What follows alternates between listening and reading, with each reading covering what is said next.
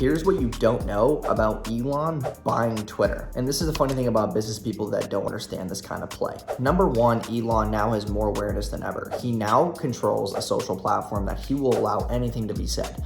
Number three, he's gonna let all of these users trickle down to his companies, allowing them to be worth more money. Also, this acquisition is gonna make him pay zero taxes this year.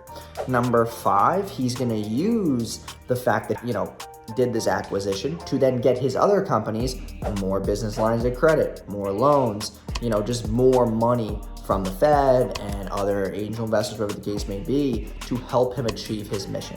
He is using this social platform as a way to acquire data that he knows an X percentage of, Facebook users and Instagram users also have Twitter, but he couldn't buy Facebook or Instagram because it was too much. So he took a little bit of piece of the pie to let people speak their truth and also let all of these users trickle down and allow him to acquire that data to then sell to his other companies so that they could get more customers. Smart play.